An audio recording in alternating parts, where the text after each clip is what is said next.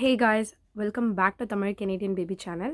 So இன்னைக்கு வந்து it's going to be about IELTS speaking. அதனால வந்து IELTS speaking வந்து நிறைய பேருக்கு கிராக் பண்ணுறது ரொம்ப கஷ்டமாக இருக்குது. இது ஏன் அப்படின்னா நம்ம பேசிக் ஃபவுண்டேஷன் வந்து சரியில்லை அப்படின்றது தான் நான் சொல்லுவேன்.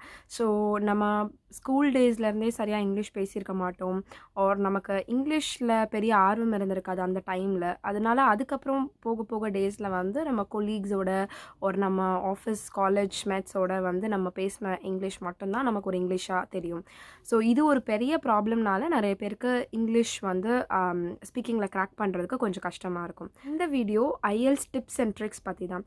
ஸோ எப்படிலாம் நீங்கள் IELTS ஸ்பீக்கிங்கை கிராக் பண்ணலாம், எந்த மாதிரி ட்ரிக்ஸ் நீங்கள் யூஸ் பண்ணலாம், எப்படி உங்கள் ஆக்சென்ட் இருக்கணும், எந்த ஃப்ளோவில் நீங்கள் பேசணும், இதை பற்றியான கம்ப்ளீட் வீடியோ தான் இந்த வீடியோ. ஸோ நம்ம வந்து எந்த ஒரு டிலேவும் இல்லாமல் வீடியோக்குள்ளே போயிடலாம். Let's start. முதல்ல IELTS ஸ்பீக்கிங்கோட ஃபார்மேட் என்ன, போனோடனே என்ன கேட்பாங்க, இல்லை ஏதாவது ஸ்பெசிஃபிக்காக ஃபார்மேட் இருக்கா அப்படின்னு பார்த்தீங்கன்னா, அது ஜென்ரலாக நீங்கள் நிறைய ஆர்டிகல்ஸில் என்ன மாதிரியான யூடியூப் சேனல்ஸ் பார்த்துருந்தாலே உங்களுக்கு தெரிஞ்சிருக்கும். இருந்தாலும் நான் இதன் மூலமாக ஸ்டார்ட் பண்ணுறேன். IELTS ஸ்பீக்கிங் ஃபார்மேட் பொறுத்த வரைக்கும் மொத்தம் 3 பார்ட்ஸ் இருக்குது. பார்ட் 1ல் உங்களை பற்றியான இன்ட்ரொடக்ஷன், உங்கள் பேர் என்ன, உங்கள் ஊர் என்ன, நீங்கள் எங்கேருந்து வரீங்க, உங்களுடைய ஒர்க்கை பற்றி சொல்லுங்கள், உங்களோட ஃபேமிலி பற்றி சொல்லுங்கள், நீங்கள் இருக்கிற ஏரியா பற்றி சொல்லுங்கள். பேசிக்லி ஒரு நேச்சுரலான கான்வர்சேஷனாக இருக்கும். நீங்கள் போன உடனே ஒரு ஆளை மீட் பண்ணும்போது நீங்கள் என்னென்னலாம் பேசுவீங்களோ அதே மாதிரி பேசுவீங்க. ஸோ இது பார்ட் 1. பார்ட் 2ல் ஒரு கியூ கார்டு, ஒரு கார்டு மாதிரி உங்கள் கையில் கொடுத்துருவாங்க. அந்த கார்டில் ஒரு கொஷன் இருக்கும். எக்ஸாம்பிள், சாப்பிட்ட ஏதாவது ஒரு ஃபாரின் ஃபுட்டை பற்றி சொல்லுங்கள் அப்படின்னு மேலே போட்டுட்டு கீழே என்ன ஃபுட், அது எங்கே சாப்பிட்ருக்கீங்க அண்ட் என்ன நினைக்கிறீங்க அந்த ஃபுட்டை பற்றி, இந்த மாதிரி ஒரு 3 கொஷின்ஸ் திரும்ப அந்த டாப்பிக்கை பற்றி கேட்டிருப்பாங்க. இந்த கியூ கார்டை உங்கள் கையில் கொடுத்துருவாங்க. கொடுத்துட்டு 1 minute டைம் ஆன் பண்ணிவிடுவாங்க. இந்த 1 minuteக்குள்ளே அந்த கியூ கார்டில் என்னெல்லாம் நீங்கள் பேசலான்ட்டு சைடில் நீங்கள் நோட் பண்ணுறதுக்கு ஒரு பென்சிலும் கொடுத்துருவாங்க. ஸோ அந்த 1 minuteல நீங்கள் என்னெல்லாம் பேசலாம், என்னென்ன வேர்ட்ஸ் யூஸ் பண்ணலாம், என்னென்ன ஹிண்ட் யூஸ் பண்ணலாம் அப்படின்றதெல்லாம் டக்குன்னு நீங்கள் வந்து அது ஒரு ஹிண்ட்டாக நோட் பண்ணி வச்சுப்பீங்க. பிகாஸ் ஃபுல் ஒரு எஸ்ஸேவாக எழுதுறதுக்குலாம் உங்களுக்கு டைம் இருக்காது, 1 minute தான் இருக்கும்.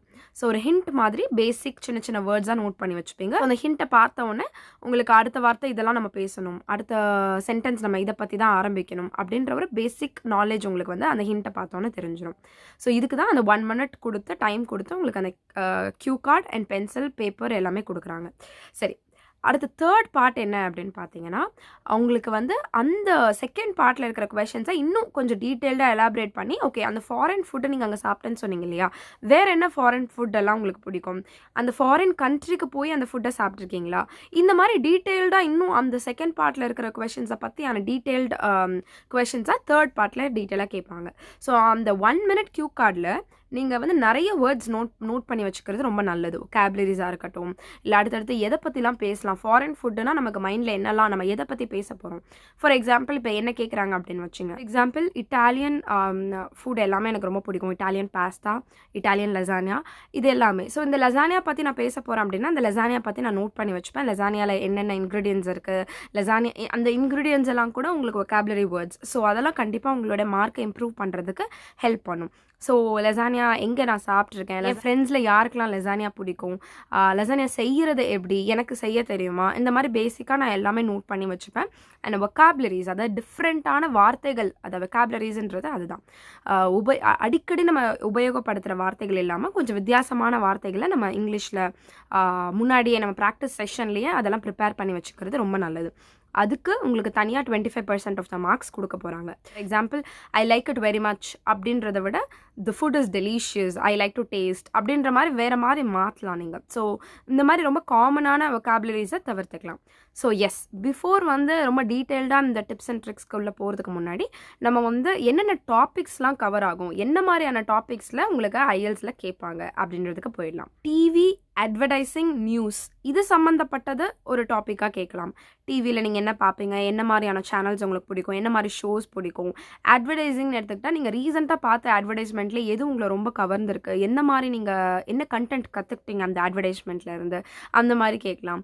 இல்லை நியூஸ் சேனல், ரீசெண்டாக உங்களை ரொம்ப ஷாக் பண்ண வச்ச நியூஸ் எது, இந்த மாதிரி டீட்டெயில்ஸ் கேட்கலாம். ஸோ இது டிவி அட்வர்டைசிங் நியூஸ்ன்றது ஒரு காமனான டாபிக்.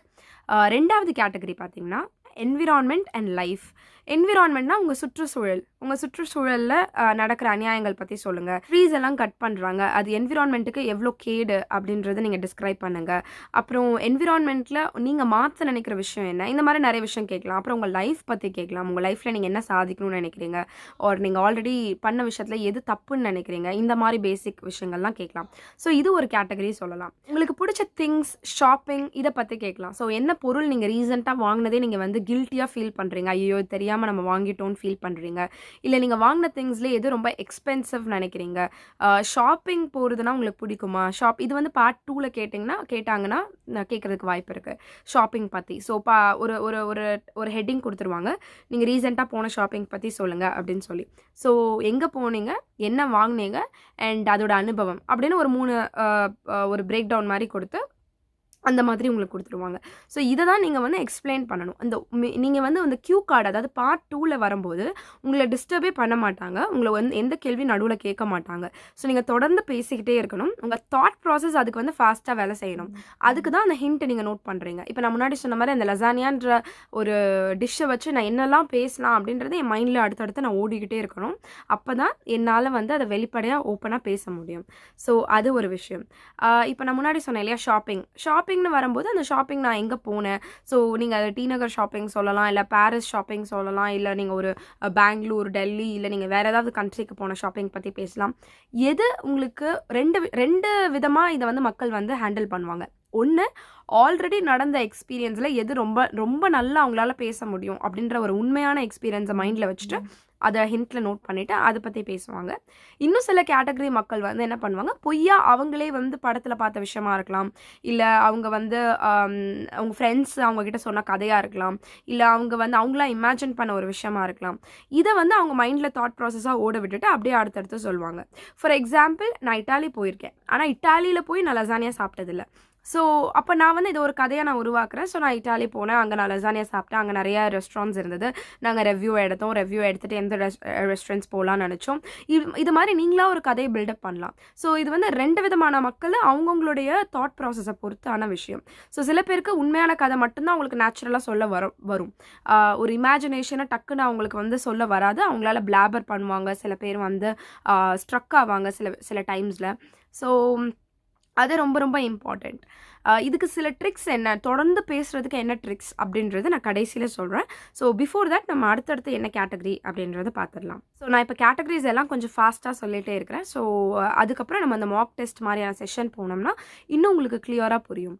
ஸோ மியூசிக் பற்றி கேட்குறதுக்கு வாய்ப்பு இருக்குது, வெதர், உங்களுடைய வெதர், கிளைமேட் இதெல்லாம் பற்றி கேட்குறதுக்கு வாய்ப்பு இருக்குது. அப்புறம் டிரான்ஸ்போர்ட்டேஷன், அப்புறம் நீங்கள் சுற்றி பார்த்த பிளேஸ், சிட்டி, கண்ட்ரி, அதை பற்றி கேட்குறதுக்கு வாய்ப்பு இருக்குது. உங்கள் ஹோம் டவுன், உங்கள் எஜுகேஷன், உங்களோட எக்ஸ்பீரியன்ஸ், அதுக்கப்புறம் நீங்கள் பார்த்த படங்கள், இதெல்லாம் பற்றி கேட்குறதுக்கு வாய்ப்பு இருக்குது. அடுத்து பார்த்தீங்கன்னா ஹெல்த்து, ஃபுட்டு, அதுக்கப்புறம் ஸ்போர்ட்ஸ், பிஸ்னஸ், இதெல்லாம் தான் ரொம்ப மேஜரான ரொம்ப காமனான கேட்டகரிஸ். உங்களுடைய கமெண்ட்ஸ் என்ன, உங்களோட கொஸ்டின்ஸ் என்ன அப்படின்றது கீழே வந்து எனக்கு கமெண்ட் பாக்ஸில் போடுங்க. நான் அதுக்கும் மீறி நீங்கள் என்னை காண்டாக்ட் பண்ணணும்னா ப்ரீவியஸ் வீடியோஸில் என் நம்பர் கொடுத்துருக்கேன், நீங்கள் அதில் போய் என்னை காண்டாக்ட் பண்ணலாம். தேங்க்யூ ஸோ மச் ஃபார் வாட்சிங் திஸ் வீடியோ.